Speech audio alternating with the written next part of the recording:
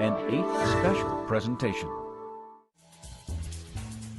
Next on Artbeat Nation, a musician with a unique sound. You know, playing jazz is a whole thing about originality, and it's about finding your own voice. A classic car gets a colorful makeover. There's 2,277,000 beads on this Volkswagen. A play honoring the legendary Apollo Theater. It was a door opened. It was a vessel where so many of us were able to come through and express talent. And a singer who insists dreams do come true. I want to inspire people to keep going, keep trying. It's all ahead on Artbeat Nation.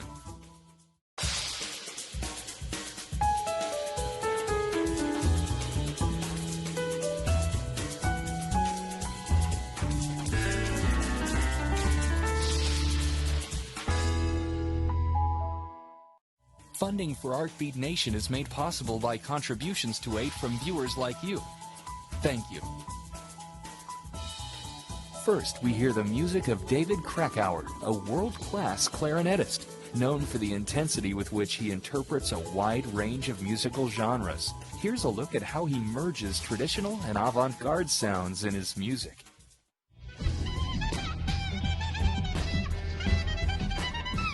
If I look back and think about the things that I've been most proud of and most excited about, I have to say that's finding my individual voice on the clarinet, where you can drop the needle, so to speak, and you could say, oh, that's David Krakauer. I recognize that sound.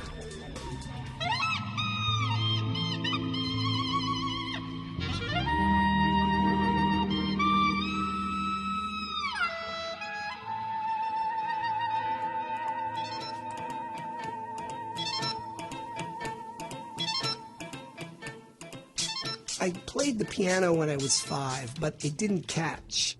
So when I was 10 years old, I had a chance to study an instrument. And my mother, you know, being a violinist who had started at age 3, she said, well, you're 10 years old and you're way too old to play the violin. And so she said, well, how about the clarinet or the flute? And she said it in that order. So I chose the clarinet. When I was about 11 years old, I received a present from my parents, a record of Sidney Bechet, of the great New Orleans jazz clarinetist and soprano saxophonist.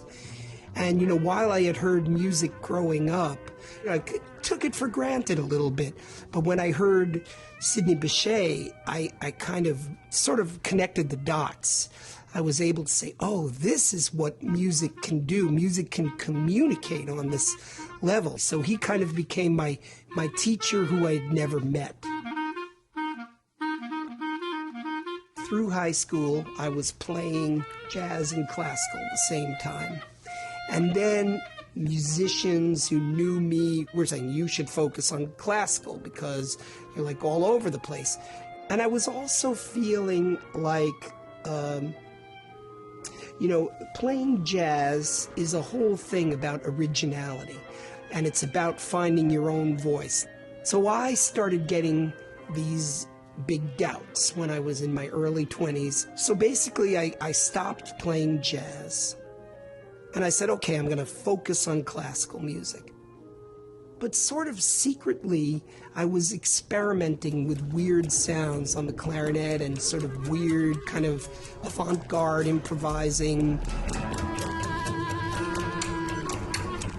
And then when I was in my early 30s, I began to feel like that somehow I had thrown the baby out with the bathwater by abandoning jazz. I started checking out different kinds of music. But it really wasn't until about 1987 that I actually got into klezmer. And how it happened was I used to live on 80th Street and Broadway, right across from Zabar's. And in front of Zabar's, there was a small klezmer band.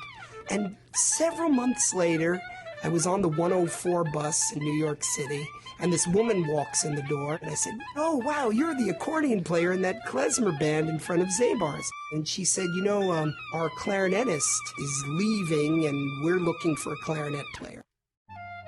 And the words just came out of my mouth like, "I'd like to try." It was a real defining moment for me, because suddenly it became clear to me that this is my past, this is my parents, this is my grandparents, this is my great-grandparents, my great-great-grandparents. It's deep, deep, deep roots. And then suddenly a band called the Klezmatics heard about me, and they invited me to come and play with them in Europe. I was very drawn to them because the Klezmatics took a very anti-nostalgia kind of attitude. And so it was like, we're making new music, we're relating more to pop and somewhat to jazz and to rock and to funk. And suddenly all these little experiments that I was doing quietly started seeping into klezmer music. So this whole search that I had had my whole life, and then maybe 10 years of frustration, finally in the late 80s, I was starting to, find a musical home.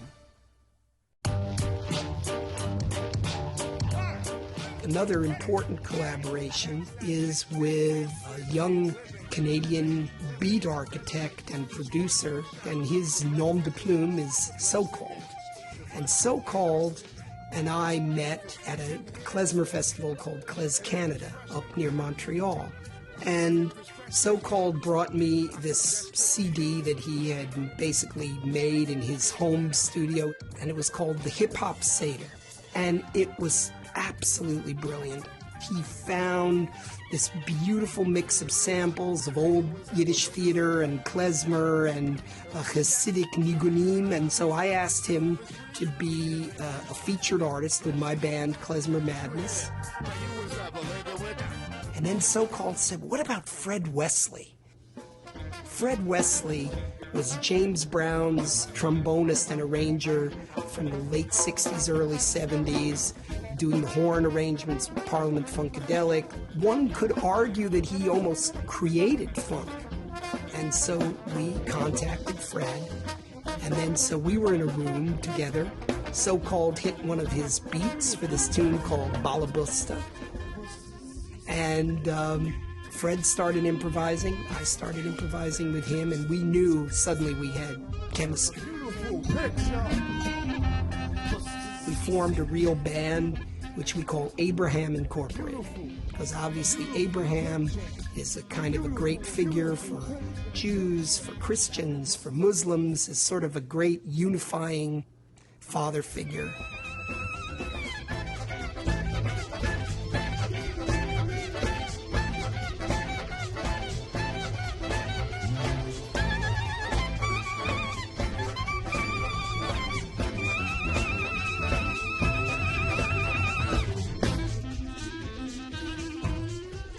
Basically, my life is traveling internationally, touring, playing lots of concerts, and then coming back and just teaching wall to wall. So it's quite intense, but I just love it.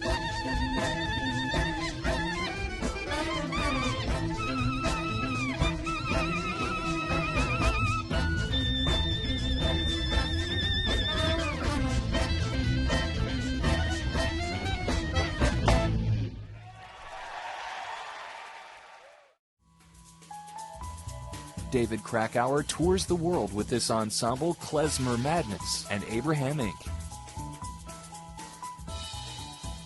The Volkswagen Beetle has been one of the most iconic vehicles on the road for more than half a century, but you've never seen one like this.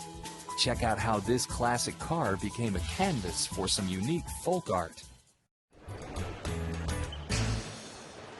It's got a lot of hidden pieces to it. Every time I look at it, I find something I didn't notice before.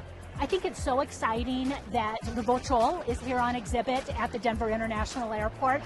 A Volchol is sort of a combination of two words. Volchol is the nickname for the VW Beetle in Mexico, and Huichol is the indigenous group that is responsible for the incredibly beautiful beadwork that's on the VW. And the idea was to marry a pop cultural icon. Everybody recognizes the VW Beetle, right?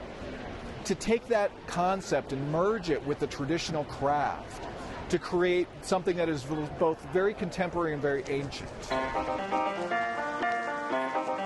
They could have chosen many different subjects for these beads to be placed on, but in Mexico, the Volkswagen Beetle has a sort of special place in their hearts. There's a lot of Beetles down there, and in fact, after the old style of Beetle, like this one, stopped being produced, in Mexico they kept making them.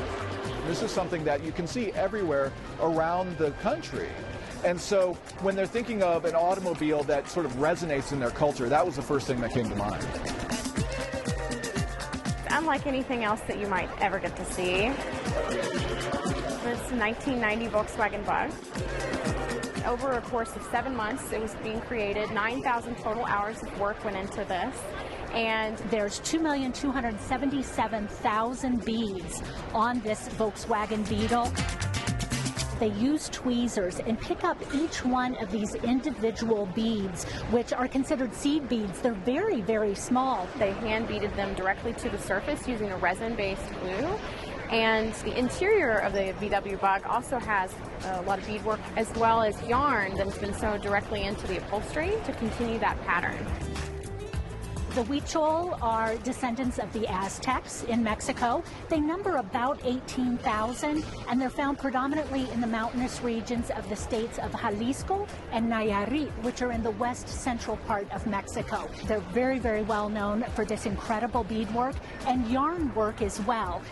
8 of these artists have been brought together by the Museo de Arte Popular in Mexico City to completely cover an entire automobile. And they created a series of patterns that are related to their traditional culture. Each one of the little images that you see, the little details, has a very specific cultural resonance for them in their traditional mythologies. They believe very, very strongly in the role that man has in nature and in the spiritual world as well. And so the beadwork and the yarn work really provides the Huichol with this amazing opportunity to communicate that incredible relationship that they have to us, to all the people of the world. We're a really unique venue on this Vochol World Tour in that we're the only airport that it's going to stop at. Having it in an airport space, especially like this, the Great Hall, where it's accessible to the public with or without a boarding pass, we're really excited to be able to share this with the public. There's such a unique blend of people passing through this facility, and I think it gives all of those individuals this opportunity to really appreciate the culture and the art of Mexico. We're the only sort of non-traditional venue for the Vochol, and the reason is we have a very strong art and culture program here. We recognize that Denver International Airport is a civic space and has the type of cultural needs that any town square has, and part of that is having that vibrant cultural exchange. And I think it really helps people to dig a little bit deeper and understand not only the culture, but the incredible art of Mexico.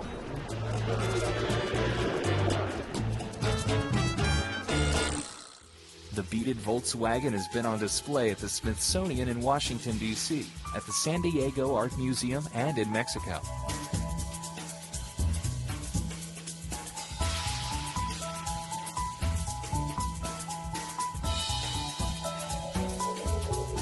Ella Fitzgerald, Diana Ross, and Stevie Wonder are a few of the musicians who all launched their careers in one legendary place, the Apollo Theater in New York City. Soul Time at the Apollo, which premiered at the Milwaukee Repertory Theater, revives the spirit of the Apollo and the stars who got their start there.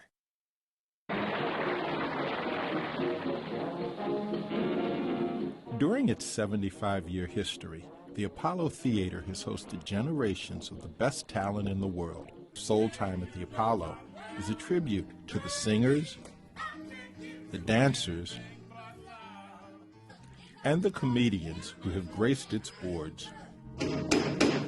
Miss Mabley, the only thing an old woman like you can do is bring me a note for my young woman. Well, that's all right, sugar, because a woman's a woman until the day she dies. But a man's only a man as long as he can. See? Soul Time at the Apollo takes place in the basement of the legendary Apollo Theater. And it's a journey seen through the mind's eye of this older character by the name of Soul Time, who spent his whole life in the basement watching all of these extraordinary acts from the early 30s through present day come through this venue. Yeah, baby, work out. Come on and work out. Yeah, baby, work out. Shall we turn the joint out? Soul Time, I play Soul Time, and he is important because he embodies all the spiritual energy, all the performance energy of the Apollo Theater. He knows everybody and everything that's happened since before it was the Apollo Theater. And we go on this journey with him as he goes through the different styles of music and the different characters and performers that he's come in contact with. And you see a part of him in this journey too. We're dancing in the street. We're dancing in the street. We're dancing in the street. We're dancing in the street. Dancing in the street. Dancing in the street. My character's name is Songbird, and she is the embodiment of at least 9 different women within this one piece. So I portray Moms Mabley at one point, Butterbean, well, Susie of Butterbeans and Susie, Lena Horne, Billie Holiday, Ella Fitzgerald. Yeah, it stretches Big Mama Thornton. It runs the gamut. Yeah, it's a challenge. I'm enjoying it, but none of these women characters I've ever played before. So, but I'm really excited because they were all so wonderful and so great and all so very different and vast. So it's definitely a challenge, but I am really enjoying it. But all of them have very different journeys, very different stories. Ladies and gentlemen, welcome to Soul Time's Amateur Night at the Apollo, where tonight we are paying tribute and where we will discover a new star, and it may be you. And all are aware of the Apollo's unique place in world culture. As an African American, it just means a whole lot, and as a woman as well. But I think just in general to our community, no matter where you're from culturally, it was a door opened. It was a vessel where so many of us were able to come through and express talent, especially as African Americans during a time when you weren't able to walk through the front door of so many venues. It is an icon for not only the black community in New York or the black community as a whole, but to all of culture. You know, there's so many people and performers that came through the Apollo that affected what happened in the world, you know, whether it be political or entertainment-wise. You know, it's like a living museum, you know, and it's constantly changing with the times, but it still has that energy of the old days too. Before I started working on the project, I knew about the Apollo Theater. I could definitely say I know a lot more about the Apollo Theater now than I did then. When you think about its 75-year history, there's a lot of time that I've missed just because, you know, I'm not telling my age, but, you know, half of that, I came around when there were the Kiki Shepherds of the world who were actually bringing artists on and off. So it's got a great history, and I'm really happy and excited to be able to share it and learn about it in this way. Richard Pryor and the Bones, a comical M16, and Flip Wilson dressed in Finally, we meet Melinda Watts, the 2008 winner of Gospel Dream, a voice competition for aspiring gospel singers.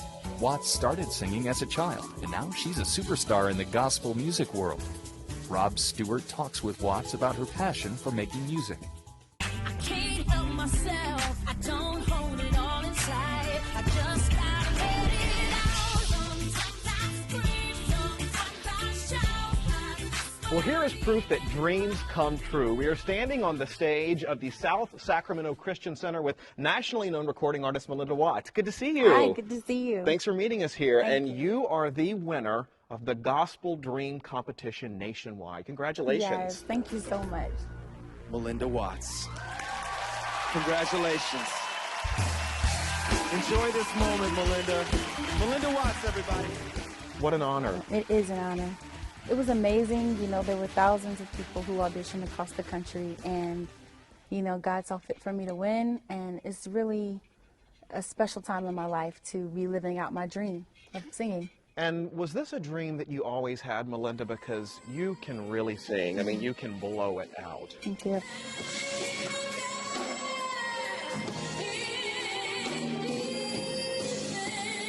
It's something that I've always wanted to do. I grew up singing in my church choir when I was really young, and now that I've had this opportunity, it's amazing, you know, to be able to touch people's lives with my music. So it's exciting.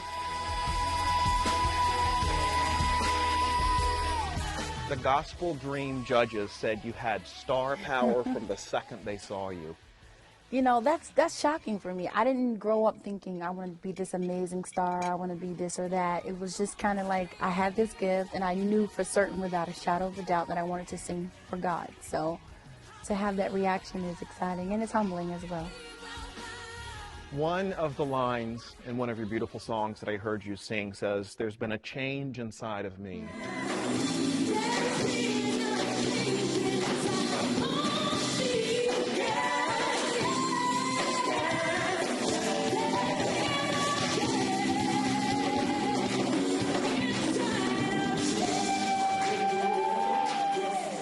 What is that change for you?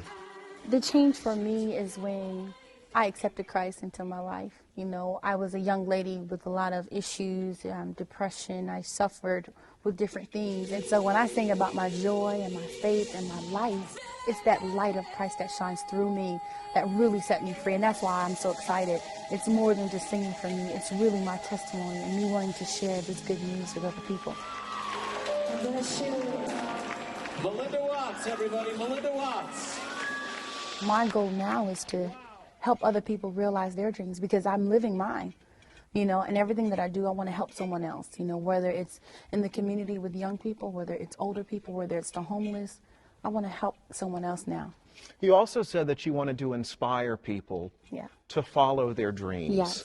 Tell me about that. You know, in life you have disappointments. We all do. We face them at some point. And sometimes when you face those disappointments regularly, you kind of give up inside. You may not verbalize it, but you give up sometimes. And I want to inspire people to keep going. Keep trying. You know, you can do it. And if you have your heart right, you're around the right people at the right time with the right motive, the right things will happen for you. I remember a time when I couldn't see what he saw in me. Yes, even I was too blind to believe what he said I could be. When I think about all the things he's done, how he brought me out, And the greatest blessing is that when I sing, someone's life is changed. You can't even pay for that with money. It's just the most amazing feeling ever. And I pray that God continues to use me in that way.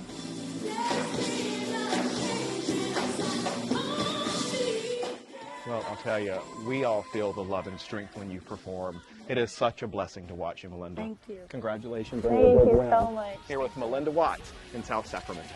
Thank you. there will come a day we're gonna see his face. Hallelujah. There will come a day. Hallelujah. Since winning Gospel Dream, Melinda Watts has partnered with the United Nations to create Dream Girls Gathering, an organization that offers support to at-risk teen girls. To find out more, visit melindawatts.com. For more arts and culture, visit azpbs.org/artbeat, where you'll find featured videos and information on the Arizona art scene. Funding for Artbeat Nation was made possible by contributions to aid from viewers like you. Thank you.